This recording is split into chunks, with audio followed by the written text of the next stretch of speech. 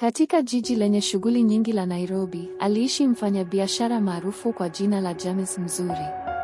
Alikuwa na kila kitu ambacho mtu angeweza kutamani: nyumba ya kifahari yenye bwawa la kuogelea, magari ya kifahari yanayong'aa jua linapochomoza, na biashara zilizovuka mipaka ya nchi. Alimiliki makampuni ya ujenzi, usafirishaji na uuzaji wa magari. Maisha yake yalionekana kuwa na kila aina ya fahari, lakini ndani ya moyo wake kulikuwa na ombwe lisilozibika. Miaka 17 iliyopita, James alifarakana na mke wake, Sandra, baada ya ndoa yao kuvunjika kutokana na tatizo moja kubwa: kutopata mtoto.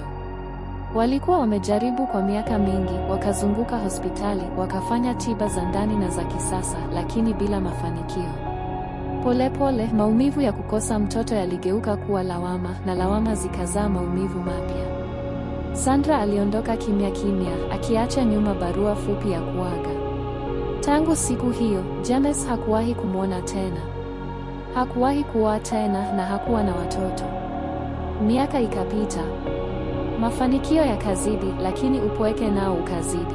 James alianza kuona maisha ya kifahari bila mtu wa kushiriki nayo kama mzigo mzito.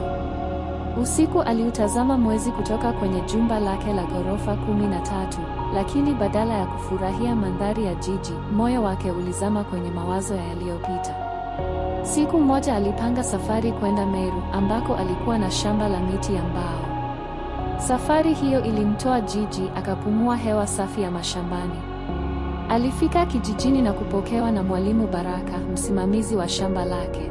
Baada ya kufanya ukaguzi wa kazi, James aliamua kutembea kando ya mto mdogo uliopita katikati ya shamba hilo, sehemu ambayo alipenda kwenda kutulia. Huko msituni alisikia sauti ya mtoto ikilia kwa uchungu. Ilikuwa ni kilio kisichokuwa cha kawaida, cha huzuni ya dhati. James alifuata sauti hiyo hadi alipomkuta mtoto mdogo wa kiume, aliyekadiria kuwa na umri wa miaka 7 au 8. Alikuwa ameketi chini, nguo zake chafu na zilizochanika, mwili wake na michubuko, macho yake mekundu kwa kulia.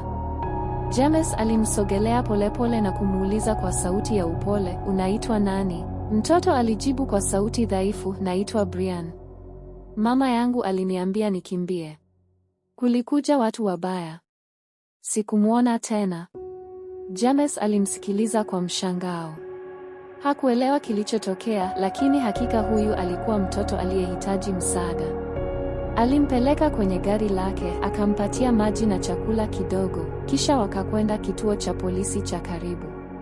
Polisi walimruhusu James kumlea kwa muda wakati wakitafuta familia yake. James alimpeleka Nairobi, akampeleka hospitali na baadaye akaanza kumpeleka shule. Brian alianza kuzoea mazingira mapya. Alikuwa na akili nyingi, mpole na mwenye tabia ya kipekee. James alihisi mawasiliano ya ajabu kati yao, hisia za karibu ambazo hakuwa amewahi kupata kwa mtoto yeyote yule.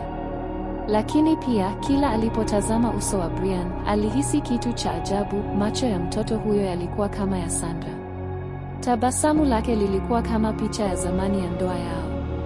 Miezi kadhaa baadaye, Brian alimuuliza swali ambalo lilimvuruga kabisa James. "Baba James, unamfahamu mama yangu? Anaitwa Sandra." James alishtuka. "Sandra gani?" Brian alitoka chumbani na kuleta picha ndogo. Ilikuwa imechanika pembezoni, lakini sura ya Sandra ilionekana wazi. Alikuwa amembeba mtoto mchanga. James aliketi kwa mshangao. Picha hiyo ilikuwa ya mke wake wa zamani. Hakuwa na shaka, mtoto huyo alikuwa Brian. Kilichofuata kilikuwa ni safari ya kutafuta ukweli. James alitafuta marafiki wa zamani wa Sandra. Alipata taarifa kuwa Sandra aliwahi kuonekana Embu, kisha baadaye katika kijiji kimoja cha Tharaka. Kwa msaada wa watawa waliomlea Brian kwa muda baada ya tukio la moto lililomkimbiza msituni, James alipata jina la daktari aliyemhudumia Sandra. Daktari huyo alithibitisha kuwa Sandra alikuwa mjamzito alipomwona, na alimtaja James kama baba wa mtoto, ingawa Sandra hakuwahi kumjulisha mume wake kuhusu ujauzito huo kwa hofu ya kutokuaminika.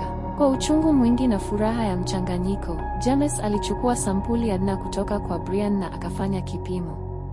Baada ya wiki 2 za kusubiri kwa wasiwasi, matokeo yalithibitisha bila shaka, Brian alikuwa mtoto wake wa damu. James alilia kwa furaha. Aliamua kumwambia Brian ukweli.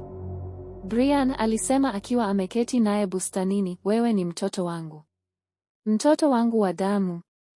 Brian alimtazama kwa macho makubwa, kisha akasema, nilihisi hivyo siku ya kwanza tulipokutana. Sasa James alikuwa na jambo moja la kufanya, kumtafuta Sandra. Kwa msaada wa mpelelezi binafsi, waligundua kuwa Sandra alikuwa akiishi kijijini Karugwa, karibu na Tharaka, akifanya kazi kama mwalimu wa shule. Alikuwa mgonjwa, akiumwa figo na presha. James na Brian walikwenda moja kwa moja hadi huko.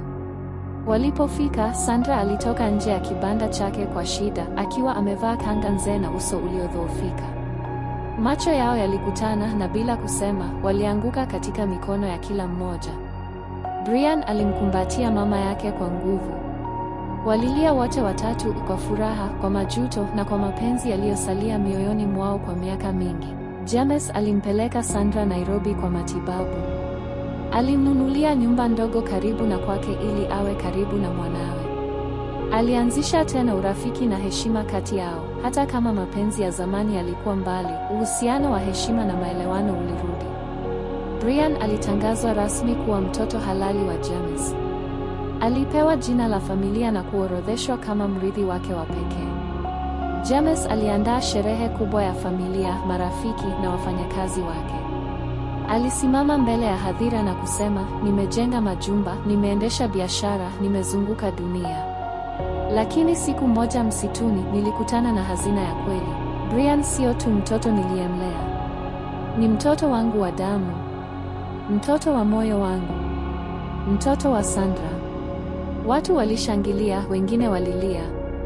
Na Brian alisimama pembeni ya baba yake, akiwa na uso uliojaa heshima na tabasamu la fahari. Brian alimuuliza baba yake, baba, unaamini kuna miujiza? James alitabasamu na kusema kwa sauti ya upole, ndiyo mwanangu. Wewe ni miujiza wangu. Na hivyo, baada ya miaka mingi ya maumivu, upweke na siri zilizofichwa, familia hiyo tatu, baba, mama na mtoto, waliungana tena. Si kwa bahati tu, bali kwa mkono wa hatima uliokuwa umeandikwa miaka mingi kabla.